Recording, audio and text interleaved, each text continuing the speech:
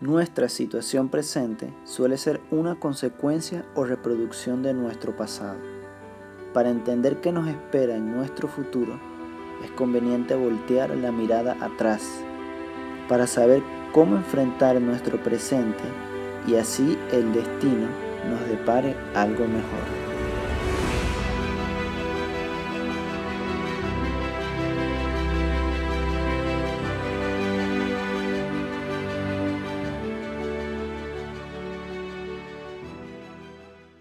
¿Cuál es? Oscar Silva, profesor de Conservación de Suelos y Aguas, Facultad de Agronomía.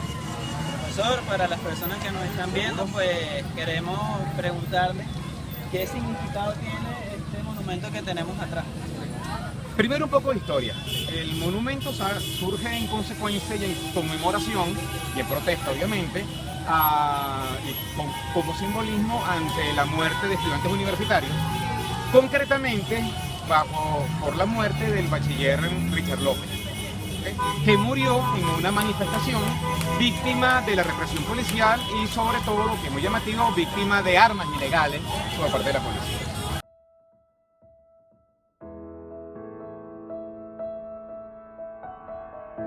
Richard fue el hito, el monumento, quiero decir, no es exclusivamente en conmemoración a su muerte, aparte de su muerte, que fue muy importante para el movimiento estudiantil de la facultad, como símbolo de la represión policial, de la represión de cualquier gobierno en contra de los estudiantes que se movilizan en favor de los derechos democráticos y derechos universitarios.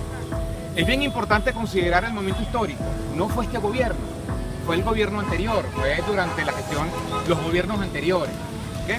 Un gobierno supuestamente democrático, un gobierno supuestamente representante de la sociedad civil, también era un gobierno represivo. La represión no la inventó el gobierno de Chávez. La represión es mucho, mucho más vieja que los gobiernos de Chávez. ¿Qué gobierno más o menos fue lo de compañero Richard? Esto habrá sido cuando Carlos Andrés Pérez II, el segundo gobierno de Carlos Andrés Pérez. Sí. No quiero decir que los gobiernos actuales sean mejores o peores, sino que todos los gobiernos han sido represivos en contra de la universidad a lo largo de toda la historia contemporánea universitaria. ¿Qué se diferencia este gobierno? Que este gobierno hay mucho más descontento popular, hay mucho más pobreza, las actividades represivas, muchas de las estrategias represivas del gobierno que antes eran enmascaradas, ahora son abiertamente la política del gobierno. Quiero decir, los colectivos, como se llaman ahorita, no son nuevos. Nosotros tuvimos enfrentamientos con los colectivos de su momento que se llamaban las bandas armadas, que eran en gobiernos de AD y en gobiernos de Café y finalmente los gobiernos de Convergencia. Es el mismo organismo pero con otro nombre. Es la misma distorsión con otro nombre, exactamente.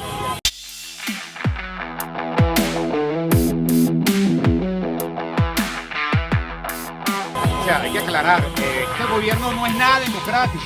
Este gobierno es muy, muy represivo.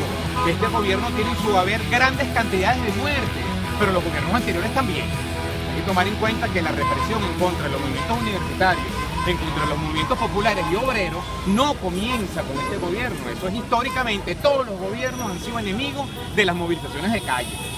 Pero insistimos, afortunadamente a lo largo de la historia ciertos sectores han sido consecuentes con que el movimiento de calle es la mejor manera en que los gobiernos canalicen el descontento y canalicen las políticas en favor de la democracia y los derechos de la población. Profe, usted mencionó algo que este monumento, pues, en honor a Richard, se convirtió en ícono de las personas que salen ante las represiones, ante el descontento. Claro, exactamente. Que existe. Fíjense que el monumento en sí mismo es muy controversial. El monumento en lo material te muestra una serie de encapuchados lanzando piedras, con lo cual mucha gente puede estar en desacuerdo. Pero lo que sí hay que admitir que aunque no estemos a favor del método en un momento dado, el método puede ser válido en un contexto histórico y social. Claro. O sea, la protesta violenta por sí misma no conlleva a ninguna solución política y social. Ahora, cuando la protesta violenta es consecuencia de la represión del gobierno, de lo obtuso del gobierno, la protesta violenta sí puede llevar al cambio que se falta, pero como consecuencia. Nuestro análisis es sencillo: cualquier actividad que desmovilice, cualquier actividad que disperse a la gente, cualquier actividad que lejos de incorporar separa a la gente, o en términos criollos, espanta a la gente, es contraproducente. Ahora, si la protesta es pacífica, si la protesta tiene alcance, si la protesta es escuchada por la mayoría de la gente y termina en violencia por parte del obtuso de los cuerpos policiales y lo obtuso del gobierno, es una consecuencia histórica lógica que puede dar dividendos en lo político hacia el cambio. Pero la violencia como fin simplemente dispersa y no une a la gente. Y cualquier cosa que no une a la gente es contraproducente para lograr un cambio político histórico, que es el que buscamos aquí en las calles. Una última preguntita, profesor, para finalizar. Desde su punto de vista, ¿qué cree usted que ha causado esa polarización, esa división tan ahincada en la población venezolana, especialmente entre grupos policiales y pues el grupo afectado por la situación del país? No, los grupos policiales, parapoliciales y militares que reprimen, y ese es su trabajo. Esas son las órdenes estructurales, las órdenes orgánicas que tienen dentro de cualquier sistema político. Recordemos que los sistemas políticos, entre otras cosas, se mantienen en pie por el apoyo de las Fuerzas Armadas y policiales. Y eso no es aquí solamente con este régimen, esto es en todo el mundo.